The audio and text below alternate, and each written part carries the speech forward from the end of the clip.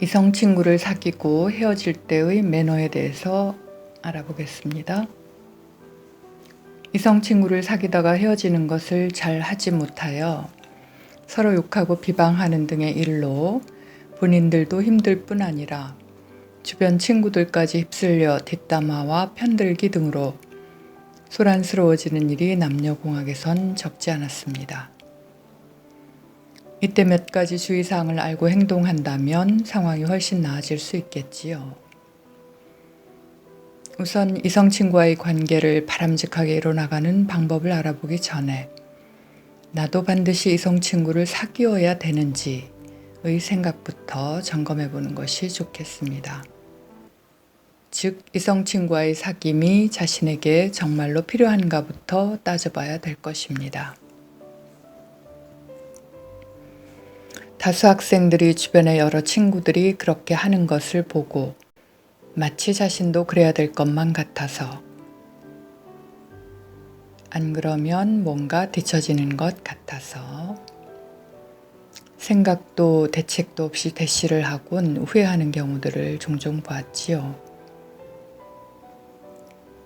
이건 어른들에게도 해당되는 말일 텐데 그런 사귐이 자신에게 별로 필요하지도 않은데 남들이 다 그러니까 안 그러면 뭔가 문제가 있다고 생각하며 혼자 힘들어하거나 남들이 뜻없이 건네는 몇 마디 말로 그런 압박감 속에서 불행하다 여기며 살아가는 사람들도 많은 듯합니다.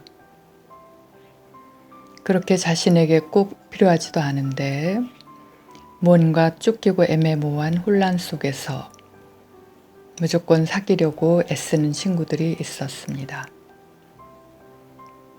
그러한 경우는 자신에게 그닥 도움이 되는 것 같지는 않습니다. 우선 중학생이라는 나이가 지닌 특성 때문에 대개 친구들에게 그렇기도 한데요. 이유는 중학생 나이에서는 특히 국제중 같은 환경에서는 대다수 학생들이 일단 사귀기로 결정한 후 뭘 같이 할 수 있는 것도 별로 없을 뿐더러 오히려 사귀기로 하고 나면 서로 쑥스럽고 어색해져서 친구로 지낼 때보다 더 불편해하기만 하는 친구들이 많은 것 같았습니다. 또 그럴 만한 시간도 없었고요. 그러면서도 어른들의 흉내를 내며 서로 구속감은 느끼게 만들고 또 서로 감시나 하다가 다른 친구와 더 친하거나 다른 친구에게 더 잘해줄까 싶어서지요. 그렇게 그냥 시간만 흘러보내는 경우들이 많았습니다. 그러니 중학생이라는 나이와 상황 자체가 이성 친구를 사귀는 것이 그닥 도움이 된다고 볼 수는 없을 것도 같습니다. 허나 그럼에도 불구하고 사귀는 것이 더 나은 친구들이 있는데요. 어떤 친구들이 그러할까요? 이런 친구들은 인간관계에 대한 관심이 무엇보다 우선인 친구들이 그렇습니다. 만일 그것이 충족되지 않으면 아예 다른 일에 집중을 못하게 되는 성향을 가진 친구들이 그러하지요. 대개 초등 때부터 남친이나 여친이 꾸준히 있었던 친구들이 이에 해당되는 것 같습니다. 이 친구들은 차라리 관심이 가는 친구를 사귀는 것이 다른 일에 관심과 집중을 높일 수 있는 방법이 되기도 합니다. 곧 이성 친구에 대한 관심과 사귀고 싶은 그 욕구가 먼저 차야 다른 일이 가능한 그런 친구들이지요. 그렇지 못하면 이 일도 저 일도 집중을 못하며 방황하게 되는 친구들이 그렇습니다. 그래서 부모님들께서도 자녀의 이성 친구 사귐을 무조건 금하실 것이 아니라 이런 개인적인 특성을 고려해서 대처를 하실 필요가 있겠습니다. 그러니 당연히 학생들 본인도 자신의 특성을 잘 파악해서 사귀든지 결정해야 상처나 실패가 적겠지요. 그저 남 따라 하게 되는 행동은 별 소득도 없고 자신 스스로에게조차 민폐를 끼치게 되는, 여러모로 도움이 되지 않는 일인 것 같습니다. 그렇다면 성공적인 이성 친구 사귀는 법을 안내해 볼까요? 만일 호감이 가는 이성 친구가 있다면 다음 순서대로 해보시길 바랍니다. 첫째, 무턱대고 고백부터 하지 말고 자신과 여러 면에서 잘 맞겠는지 관찰 기간을 갖습니다. 왜냐하면 고백하고 사귀다 얼마 후 자신과 잘 맞지 않는 친구라는 것을 알게 될 수도 있거든요.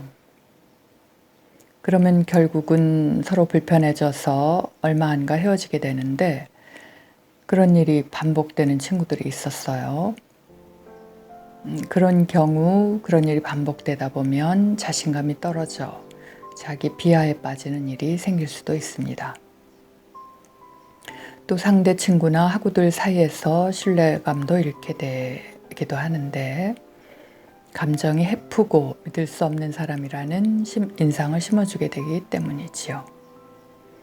그러니 이 관찰 기간을 필수로 갖는 것이 좋습니다. 사회에서 만나는 친구들도 마찬가지고요. 두 번째, 관찰 결과 상대가 자신과 잘 맞을 거라는 확신이 들었다면 상대의 자신에 대한 호감도도 가늠해 봐야겠죠. 그 방법으로 상대에게 조금씩 호의를 표현해 보는 것이 좋습니다. 책상에 작은 초콜릿이나 껌, 음료 등을 놓아준다거나 예쁜 볼펜 등을 슬쩍 건네준다거나 청소할 때 은근히 도와준다거나 하는 등의 방법으로 호감을 표현해 보고요. 그리고 반응을 살펴봅니다. 그렇게 자신에 대한 친구의 호감도를 알아보고 친구도 자신에게 호감을 가지고 있다는 것이 확인이 되면 그때 고백을 하는 것이 좋습니다. 이것이 실패 가능성을 사전에 예방하고 거절당할 확률을 낮추는 방법이지요. 당연히 거절의 확률이 낮아지니 상처를 받을 일도 적어지겠습니다. 그러나 상대가 거절할 수도 있다는 것도 반드시 염려해 두어야 되겠지요. 그래서 상처받을 수 있다는 것, 그 상처까지도 감수하겠다는 각오와 스스로 위로할 대책도 세우고 고백을 하면 마음의 부담이나 고통을 좀 더 덜 겪을 수 있을 것입니다. 세 번째, 만일 거절당했을 때는 마음이 아프겠지만 받아주지 않는 상대에 대해 원망하는 마음을 갖거나 비방, 냉대하는 등의 태도를 갖지 않도록 매우 주의해야 할 것입니다. 그리고 학우로서의 관계는 여전히 잘 유지되도록 부드러운 태도로 대해야 후환이 따르지 않겠지요. 앞으로 몇 년간은 계속 같은 학교에서 만나며 지내야 하니까요. 그리고 받아주지 않는다 해서 태도가 돌변한다는 것은 상대에 대한 마음이 진실한 것이 아니었다는 반증이 되기도 하기 때문이지요. 이렇게 부드럽고 여유 있는 태도로 대할 때 오히려 다음에 기회가 주어질 수도 있습니다. 자신이 거절했지만 그런 좋은 태도를 지켜보는 친구가 새삼 신뢰를 갖게 되어 후일 마음을 돌리고 자신에게 다가올 가능성도 높아지기 때문이지요. 네 번째, 상대가 아무 응답이 없이 시간만 보내고 있을 때는 다시 한번 핸드폰 메시지 등으로 마음을 확인해보고 응하고 싶지 않으면 그렇게 대답해도 되니 분명한 대답을 해달라 하고 부탁하는 것이 좋겠습니다. 그래서 애매하고 불편한 상황에 오래 시달리지 않도록 조치를 취할 필요가 있겠지요. 사랑 고백을 받은 사람이 거절하고 싶을 때는 어떻게 하면 부작용이 적을까요? 첫 번째, 거절하고 싶을 때는 우선 나에게 호감을 가져줘서 고맙다 하고 고마운 마음을 표현하는 것이 좋습니다. 그렇지만 나는 이러이러한 사정으로 사귀는 것은 좀 어렵겠다, 미안하다 하는 태도를 분명히 해서 상대가 덜 민망하고 덜 상처받도록 배려할 필요도 있겠지요. 그냥 대답도 하지 않고 애매한 태도를 취하는 것은 상대 친구를 몹시도 괴롭히는 일이 될 수 있습니다. 그러니 분명한 의사표현을 해주는 것이 예의겠지요. 두 번째로, 그리고 사귀고 헤어지고 싶을 때는 또한 애매모호하게 처신하지 말고 나를 좋아해주고 그동안 잘해줘서 고맙다.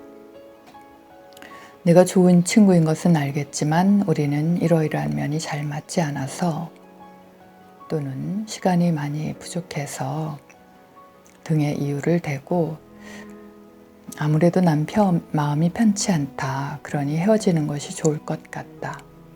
그동안 고마웠고 미안하다. 너와 나눈 많은 것들은 다른 사람들에게는 비밀로 하고 소중히 간직하겠다.